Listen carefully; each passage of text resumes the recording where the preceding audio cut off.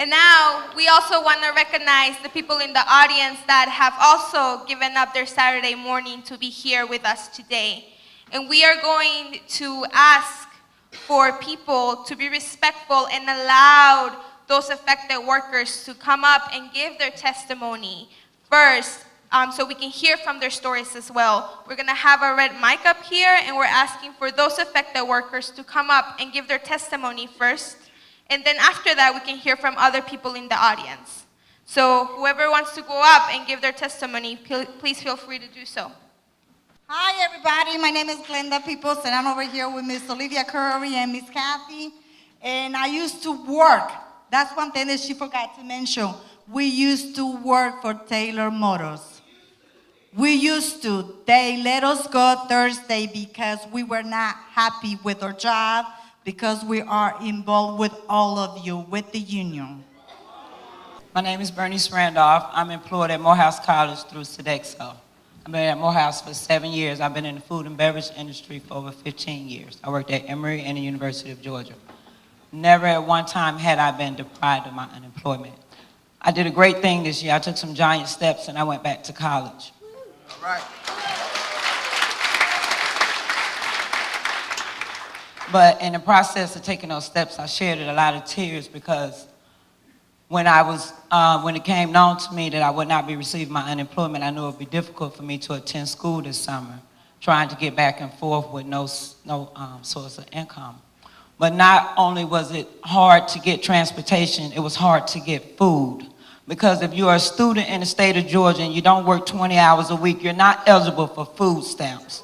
So I had to go back and withdraw from college to go so I could qualify for food stamps, only to be trickled on and shot down again because Georgia laws also don't force their employees to be kind to people that come for them for help. I've been working since I was 13 years old. I'm 45 years old. And when I went to apply for food stamps, I was denied, and then they lost my paperwork, and I had to go back to my school. It's hard enough for gas, but MARTA round trip costs just as much as a gallon of gas.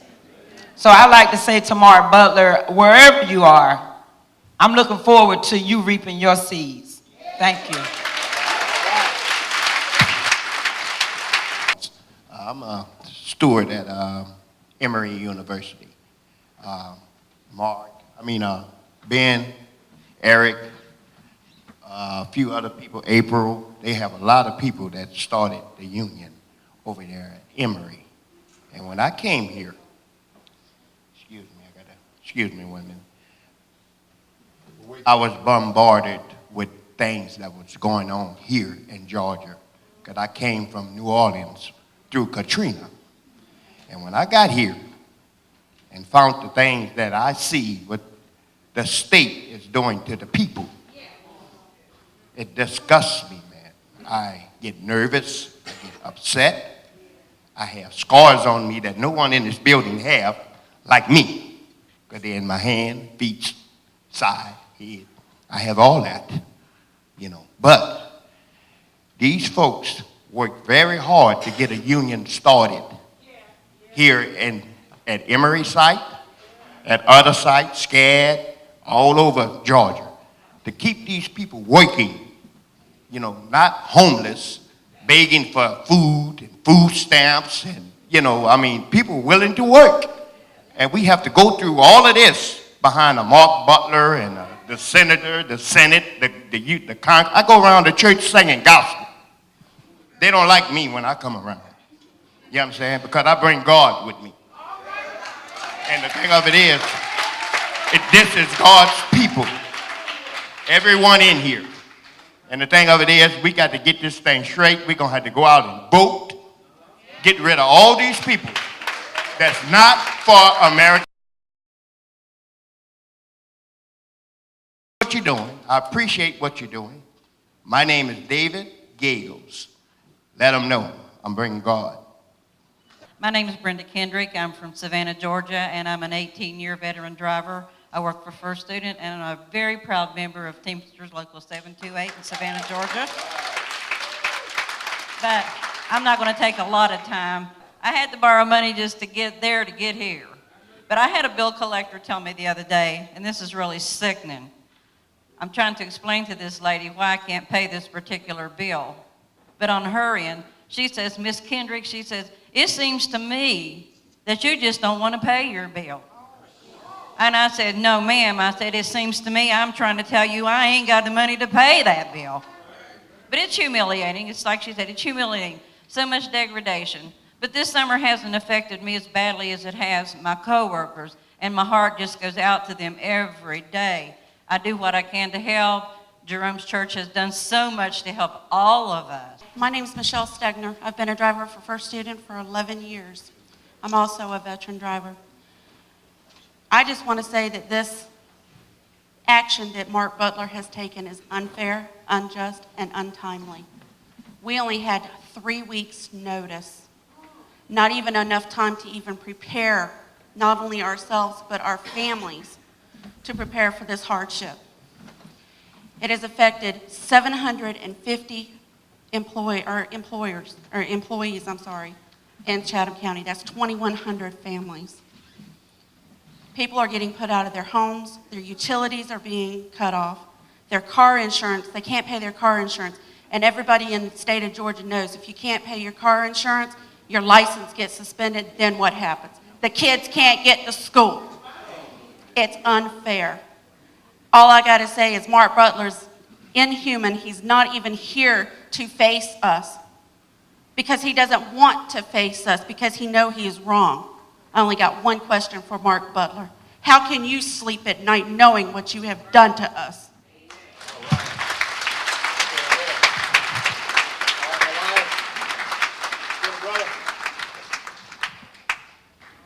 Hello. My name is William Elias. I come from Smyrna, Georgia. Just working for First Transit for 11 years. The first year, I'm working for First Transit Georgia Tech. After that, I moved to MOE. Now I'm at Kennesaw University. Since May 7, we closed at Kennesaw. I have my house at Smyrna, plus I got paid my rent for my son at Georgia University. We closed since May 7. I filed my unemployment benefit. They denied me. I did appeal. They denied me. Since then, I do have no income. So I just asked to Mark Butler to find my benefit, and until I don't find my benefit, I could fight for my benefit.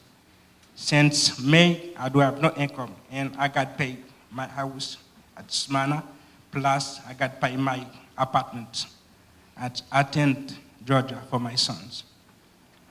Now I just keep fight to fight my benefits for unemployment, and I want to thank Teamster too, to always fight for me to find my benefits too.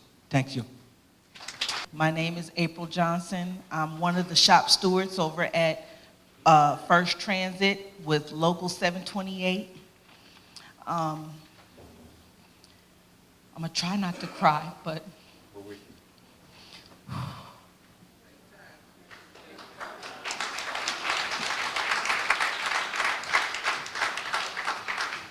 I have been unemployed since the last Sunday of April of 2012.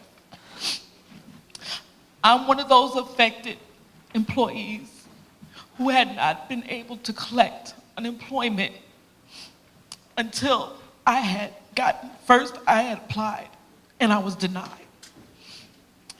Through the help of the Teamsters and their lawyers, I had a hearing back in June. And the funny thing about that, I'm gonna try to make this quick. My mother had surgery this past summer. She had 6 weeks of recovery. While I was sitting up there in the airport, I was also on the phone trying to have a hearing to get my unemployment back. Can you imagine? I have 4 children, 2 girls that are in college. When I returned back from New York, this is what I came back to. This is my letter to say my house is about to be foreclosed. While I was up in New York for the whole month of July, I had the card people calling me. Now, mind you, my car was left here in Georgia. I'm up in New York, 1,000 miles away. Little to nothing I can do. My car was almost repoed because my unemployment hadn't come through. Thank God the people understood. They worked with me. I was able to finally get my unemployment. One lump sum. I'm still collecting. Thank God. I don't go back to work until Monday. So imagine being unemployed from the end of April until Monday. I have 4 children, one of them sitting in the audience here. Ask me every day, Mom, what's for dinner? Like the lady said up there, you go to food pantries. They give you beans, peanut butter, rice. You got to put gas in your car. You're talking about we have to be recalled back. Well, you're not really unemployed because you're going back to work. Well, excuse me. If I can't even pay my cell phone bill or my home phone bill, how can they call me back? If I don't even have unemployment to pay my mortgage or my home or for an apartment for some people, where are you going to send a letter to say I can come back to work? Who is going to be taking care of this? I have been working at this company for 7 years. I've been a driver since 1998. I used to drive for Clayton County school buses. So I've been driving since 1998, and I have never had this problem. I did not find out I was ineligible for my unemployment until I was laid off. When I step into my office at my job, they hand me a separation notice. Now, I had gotten at the last minute, Miss Kathy Stafford, she's also a shop steward over at Georgia State. She says, April, yeah, there's been a law that has been passed. I didn't think it was going to affect me. We drive out of contracted work. Emory, SCAD, Georgia State, Kennesaw, Grady, Choa. We drive out of many different things. Did we know we was going to be affected? No. We find out at the last minute when the summer has already started and they started laying off. That's when we find out. We're not going to get paid. You mean to tell me, wait a minute, hold up, people. When do we go back to work? Please, somebody needs to help us.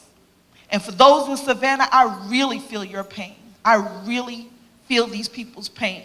I'm fortunate enough to be one of those who has been able to collect after going through hearings, but I still have coworkers to this very day.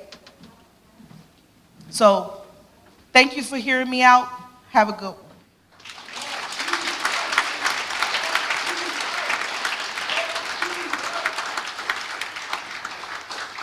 Good afternoon. My name is Laquita Peters, and I work for Sedesco in Atlanta Public Schools.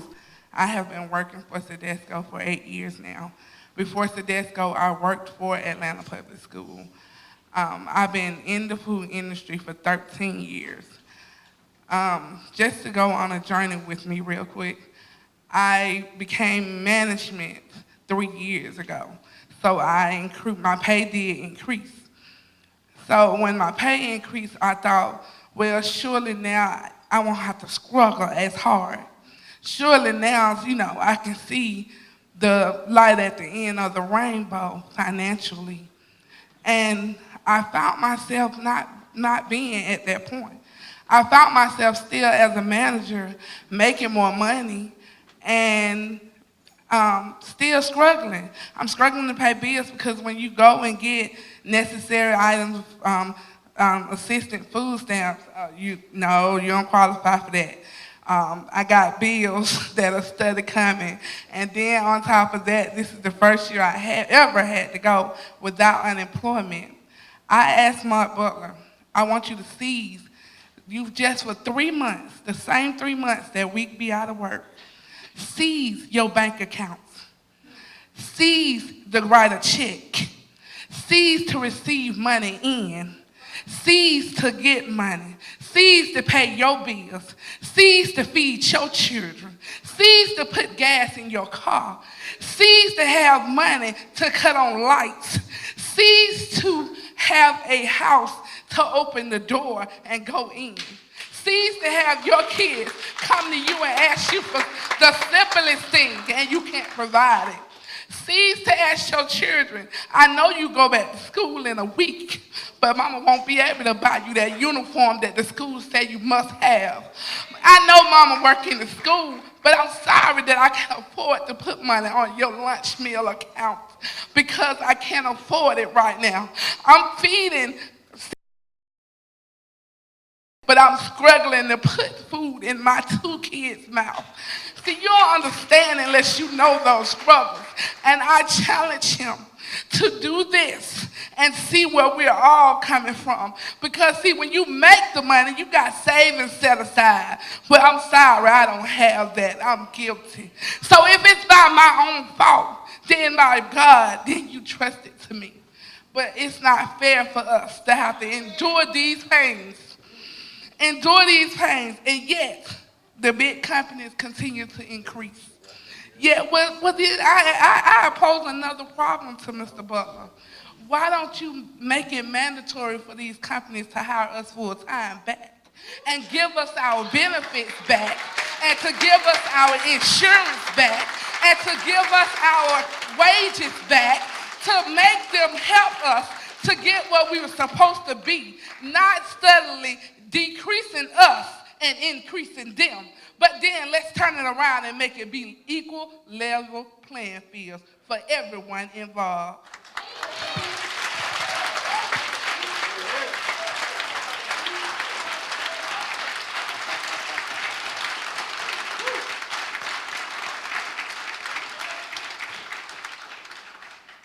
Good morning, everyone. Morning. My name is Kathy Stafford, and I work for First Transit. I'm going to be brief. I'm not here to give everybody a sob story of what has happened to me. You've heard it all before. The thing that I'm here for is to stand to help represent these people like myself. My story is so similar to everybody else's. It's hard enough when I'm working full-time, working overtime, time and a half, just to pay my bills. Not to mention when we're laid off for the summer. I couldn't imagine being one of those people, even though it could have happened to me. It didn't, by the grace of God, but it could have. And I'm here today standing for the ones that it did happen to.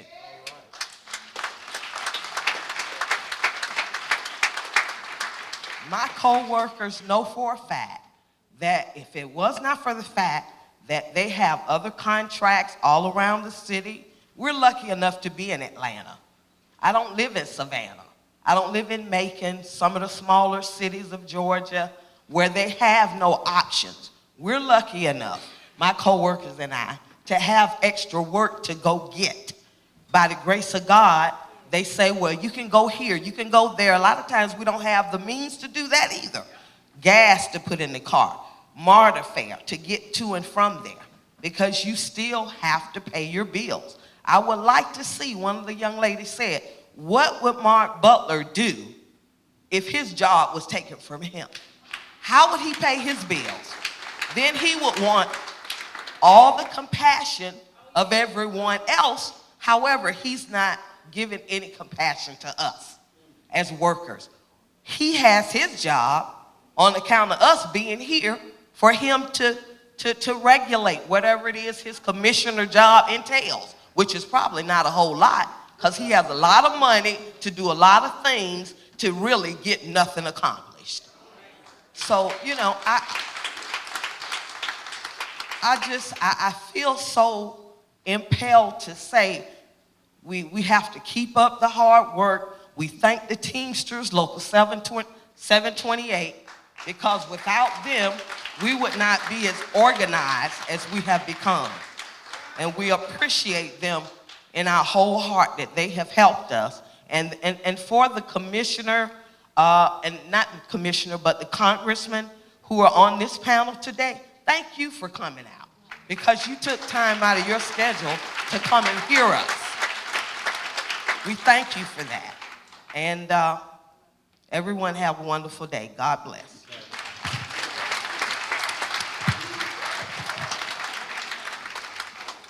Thank you so much for sharing your stories. We further want to encourage folks to step into the lobby after this is over to give your testimony and to have it recorded, because we feel that these stories are not only about our struggles, but they represent the fight that we are in. A lot of us mention our children. We are here for our children. If nobody else is going to stand up for them, if the people that are supposed to be in that position to look out for our well-being are not going to do that, we most certainly are. And thank you for sharing your stories today.